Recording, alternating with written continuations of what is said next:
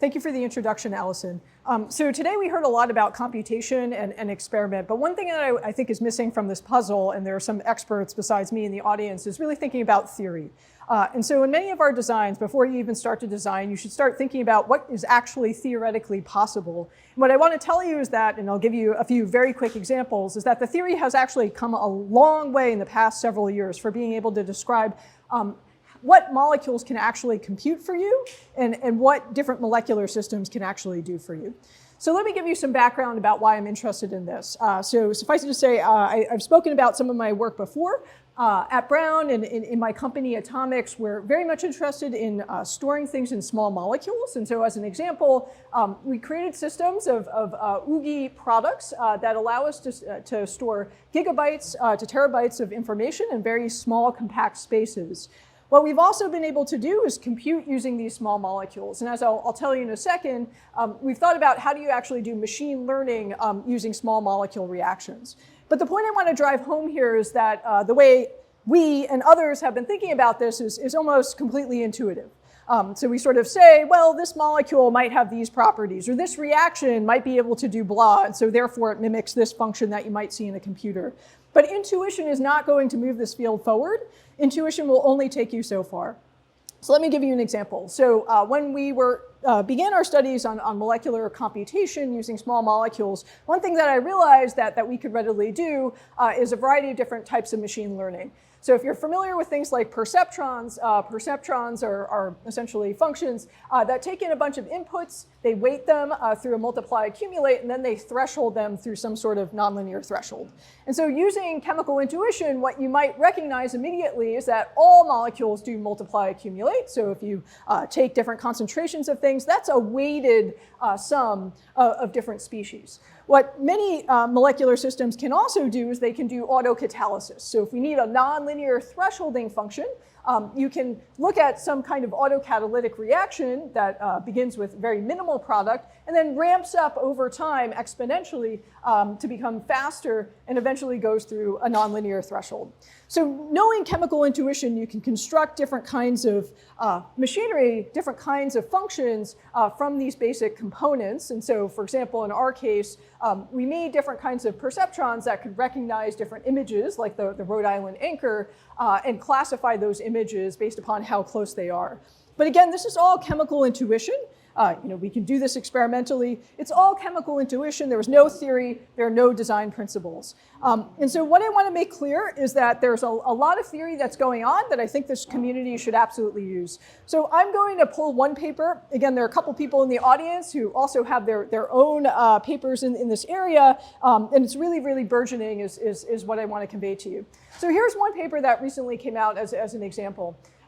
This circuit here is what we call a Goldbetter-Koshland push-pull circuit. So this is a circuit where you actually have two enzymes. One enzyme can turn on a reaction. One enzyme can essentially inactivate, and they push and pull on that reaction.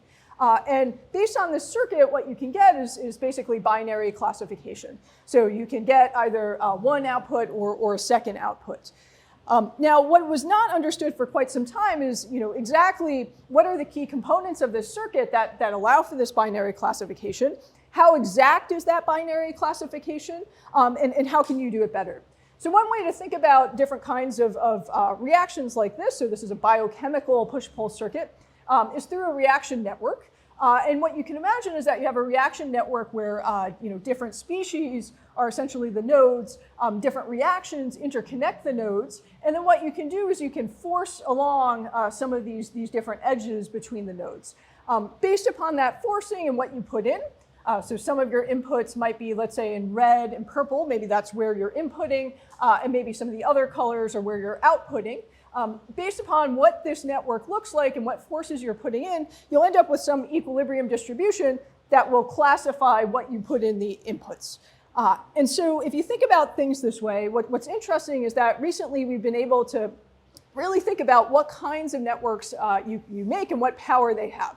So here's that network, and it's doing a classification task. So it's trying to classify, let's say, the orange versus the blue. And one interesting thing that comes out from this is if you have what's called a monotonic network, meaning that you force along one of those edges, so you have some sort of input that modifies one of those edges, you can do classifications like this. So you can draw, essentially single boundaries. But that classification starts to fail if you have things that actually have multiple boundaries. And so those monotonic networks, theory says, cannot actually classify more complicated things like this. And so what theory has been able to show is that what you can do is you can start going to what we call non-monotonic networks. So what this means is that if you have an enzyme, it actually affects multiple nodes, two edges at the same time. If you go to those kinds of networks, then you can start to successfully do interesting classifications. And so what that actually tells us is that if you look at sort of the landscape of answers you can get, if you only affect one of your edges, you'll get basically a threshold, a nonlinear threshold with just 2 states. But you can actually get something interestingly nonlinear with many possible classifications if you start going to non-monotonic systems. You can go to higher level classification tasks. Again, it's super important. The higher the classification task, the higher the non-monotonicity you'll want to have. But the point is, what I'm trying to show you is that A, you can do interesting tasks, you can do interesting learning, but theory can actually tell you what you need to do this different kind of learning. What you can actually also get from this is thinking about the sharpness of your classification. And as it turns out, essentially, the more different input nodes that you have, the sharper your classification task starts to be. So this shows you the kinds of capabilities that you can have, and this very much invites different kinds of theoretical chemical design. So theory is starting to happen in this space. It's very rapidly advancing in this space. It's telling us, what kinds of networks you need to perform different kinds of computations and functions.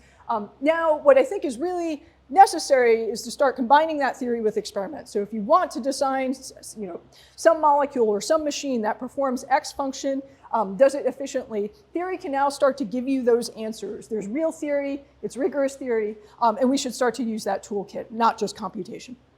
Thanks.